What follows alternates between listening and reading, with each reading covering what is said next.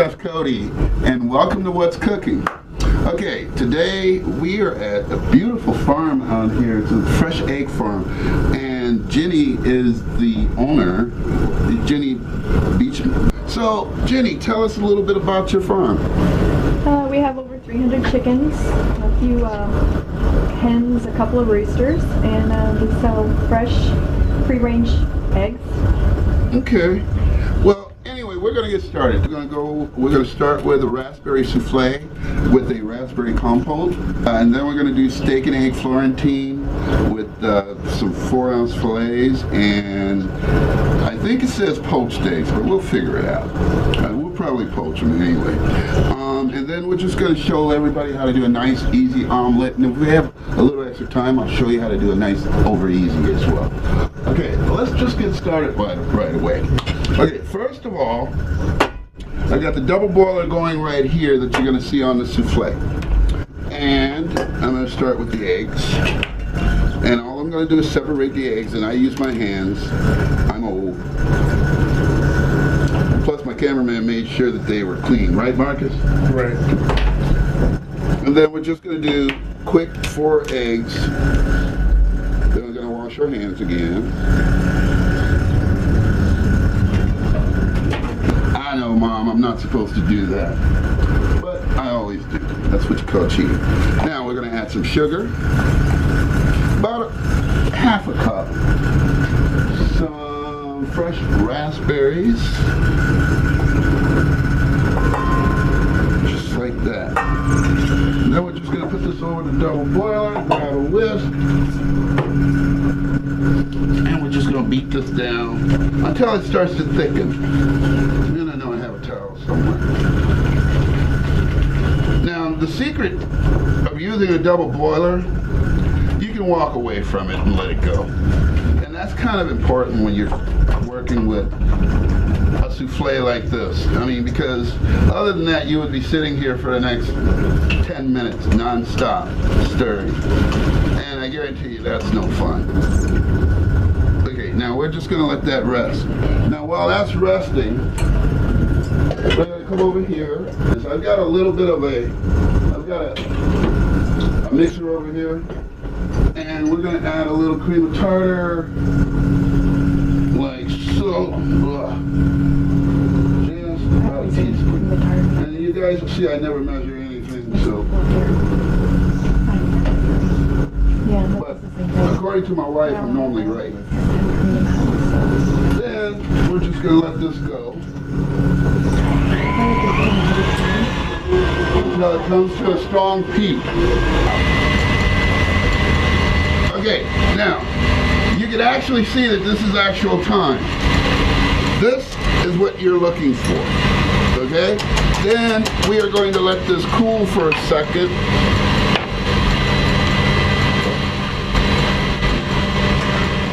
One of the secrets to making this work is when you want to cool something out, just transfer it to a cool bowl.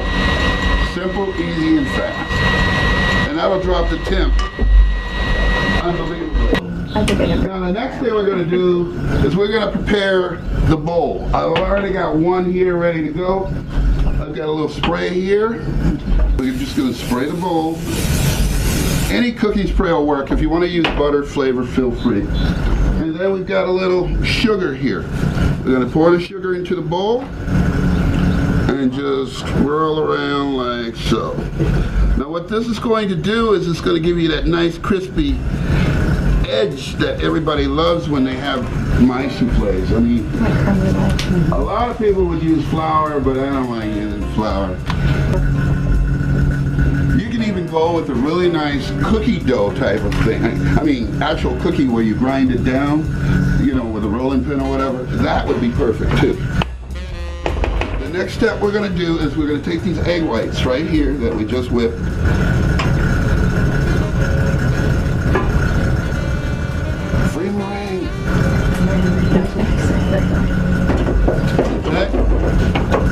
And then we're just going to mix through real soft and gentle like that. Then we're going to go straight into the bowls like so. Then we're going to pound it down in a little bit.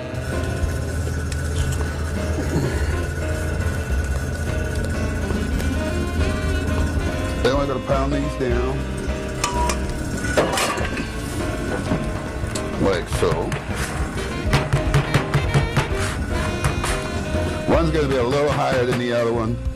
And I'm going to tell you the secret, it's probably going to be that one. Then we're going to go into a double boiler.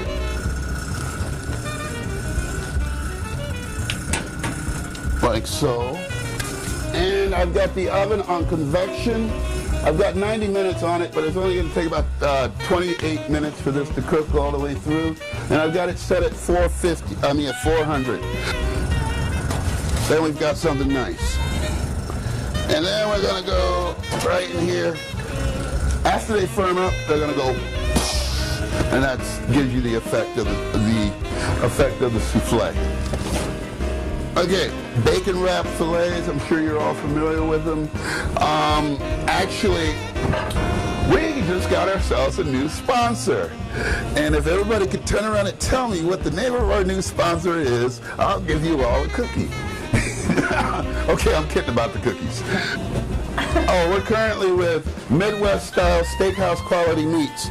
And these steaks are theirs, and they're fantastic. Matter of fact, they sent us a case.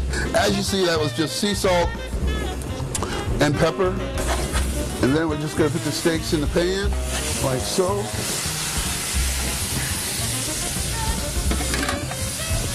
And we're going to cook these steaks to approximately medium rare, unless the ladies would prefer something else. Okay.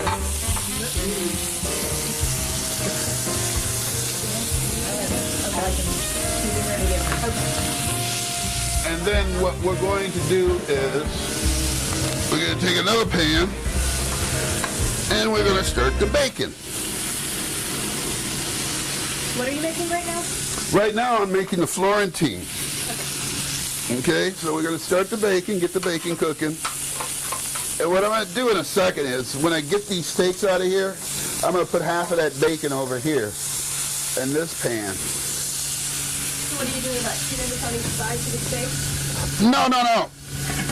What I'm going to do with the steaks is, I'm going to do about a minute on each side, get a nice crisp brown on it, And into the oven. Oh, wow. It's called cheating 101.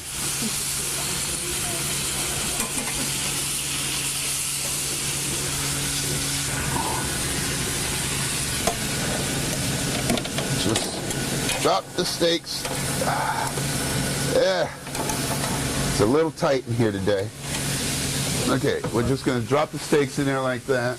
I'm going to take half of this bacon so I can get it cooked faster.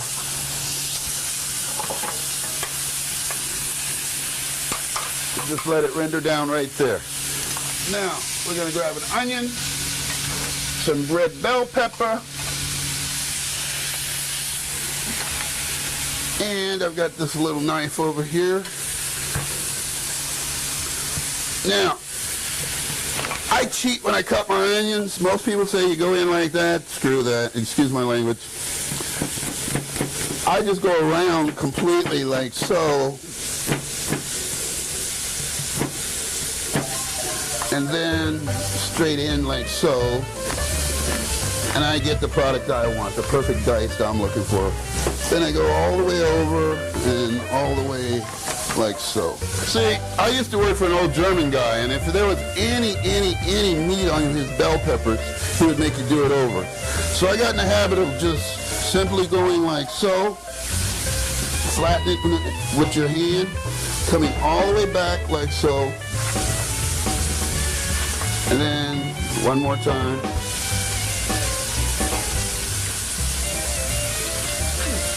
Why no meat? Well, the meat could be bitter. And if you look at, I'm sure you've all seen pimentos before. This is what a pimento is. Right. Okay, no meat whatsoever. And the bacon's coming along fine. Then we're just going to go ahead and do a quick chop the other way. And that's ready. And plus you want some of that bacon fat in the with the spinach. Okay, then we're going to go half peppers in each. half onions in each.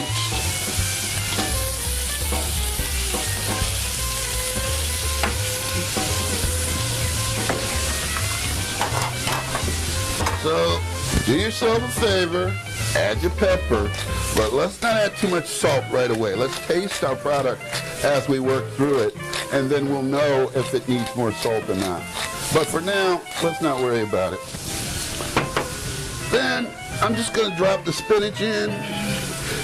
The only reason I'm doing this in 2 different pans, because I don't want to sit here all day and do it in one. Okay, now we're going to get rid of that bowl too. Okay.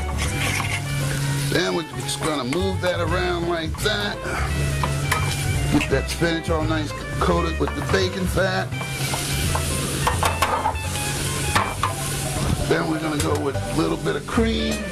Just a little bit of cream, little bit of cream. And a little bit of Parmesan cheese.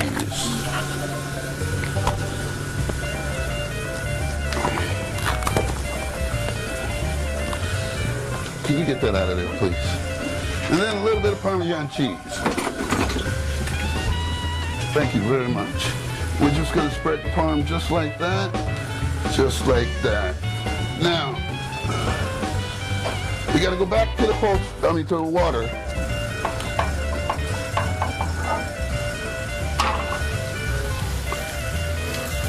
Then we're just going to let that go. Okay, now the next thing we're going to do is we're going to poach off 4 eggs real quick. We've got the hot water that we use for the souffle. That was one of the reasons why I didn't just toss it. Okay, now we're just going to go 1. Hi, I'm Chef Cody. Hey, we got this brand new meat. Great for barbecues. We've got a group of seafood, pork, poultry, pork, and obviously the fantastic steaks. Hey, you buy 2 cases, you get this free $40 hibachi. And we like to call it a tailgate grill for all you football players out there and your fans. Thank you guys very much for checking us out. Talk to you all soon. Okay, now what we're going to do is, when we were at commercial, we kind of switched the pans around because this one's burning a little hotter. Now what we're going to do is we're just going to poach off 4 beautiful eggs. The steaks are just about ready to come out of the oven. And they will be a perfect medium rare on the warm side. Now, ladies and gentlemen, this is the perfect Florentine right here. Okay, you want to be able to see the spinach, the peppers, and all the goodies. Perfect medium rare. Perfect medium rare. And then we got this beautiful bacon over here that nobody knows about. I'm saving that for me. Okay? And the eggs are coming perfectly. Now I've got some plates over here. We're going to set up on 2 different types of plates. So you guys get to look at how this can look a couple different ways. Okay. Eggs are coming along just right. Let me get this one out of here. Yeah, now we're good. Okay, now, and also it's really important, whenever you're serving steaks, you always want to let them rest for 5 minutes before you actually put it on the plate. The reason why is because what it will do is it'll help the steak settle, so when you cut it, you're not just gonna, the blood just won't ooze out of it right away. And that's just an old trick that I learned over the years. Oh, that bacon is awesome. Let's go ahead and set this like this. And put nice fillet right in the center like that. And then when we come to the eggs, this is about a 2-minute egg. Then we're just gonna go 1 over here.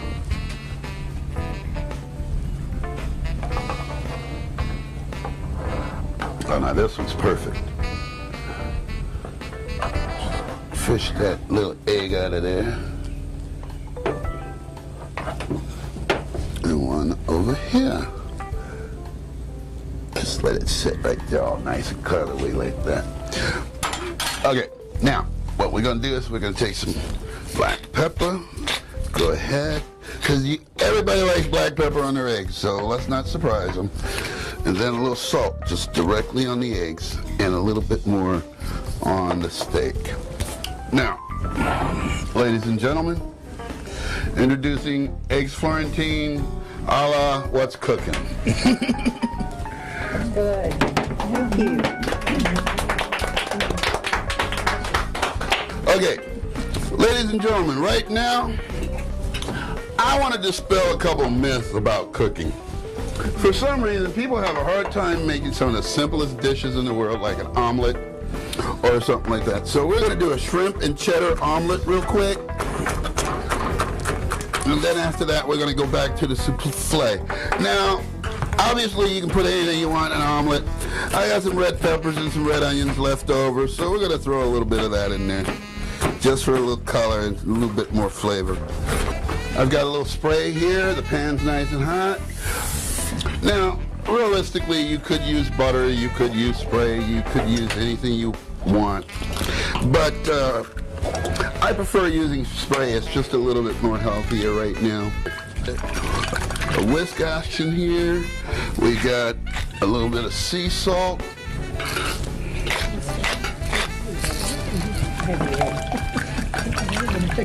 Now, I'm going to give the, you know, a lot of people would refer to this as a frittata because I'm adding the ingredients to the pan first. So what I'm going to do is I'm going to make a frittata first, and then I'll make it a true omelet.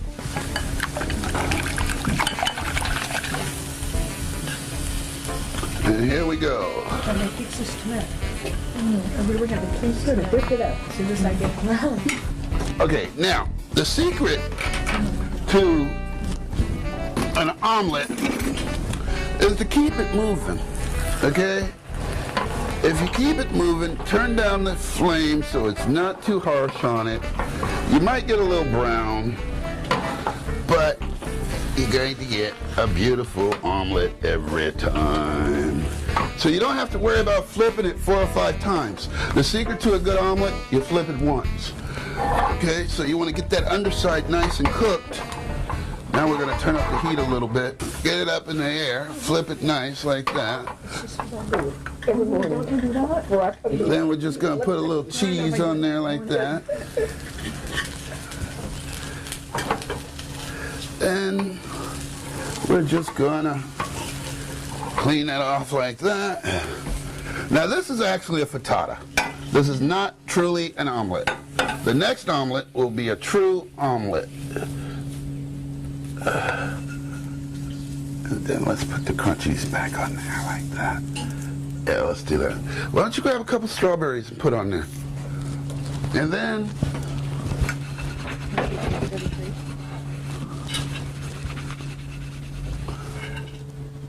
now this is a true omelet.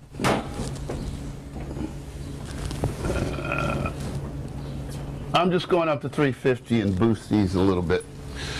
The souffles a little bit. Now I still have to make the sauce for the souffle. Mm-hmm. So we have one more small segment. Which is what, a compote? Yes, a hot compote. Mm-hmm. And we're just going to move that out of the way. And then we're just going to take, go ahead ladies. Let me know when I can take it. Wow. Go for it. Are you ready? Do you want a fork? I just wanted to. She's just going to eat it with my hands. And then what we're going to do here is we're going to keep lifting around and around and around we go. And you notice I'm taking everything to the center because that's the hottest point in the pan. So that allows me to control how fast everything cooks.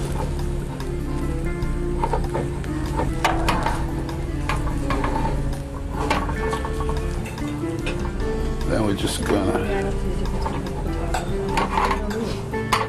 So what's technically, what's the difference between an omelet and a frittata? What a frittata is like a custard pie. What an omelet is eggs used like a crepe, where the product, all the good stuff is inside, flat. Okay, then you get ready to flip.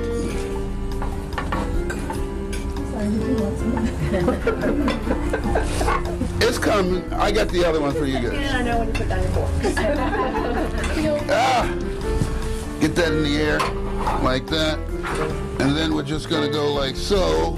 And also what you're gonna find with a frittata, the frittata is never cooked as much. The eggs are still running. And that's important with a frittata. It changes the texture. I mean, it brings everything together a little bit smoother. Now what you're gonna find with the omelet is that because we just put the stuff on top of the omelet and then just pressed it in a little bit and then just flipped it out like so. Okay, like I said, now you can see the difference in the styles. Yeah. So, if ever anybody tells you that you're having a frittata and it looks like this, it's an omelet or the reversal. Now you gotta eat the strawberries too now. Okay, we're gonna start with you again. Okay. You got the best seat in the house. Okay.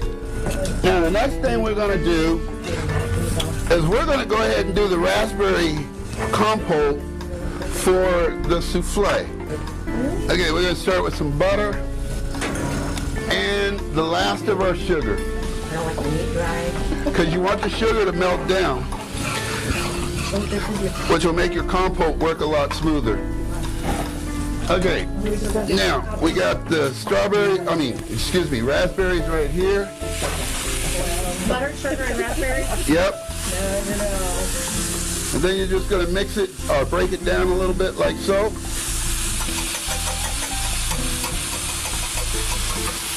And then we're gonna put that there. We're gonna go ahead and cut that lemon. Yeah, they'll like that. Squeeze a little lemon juice in there like that.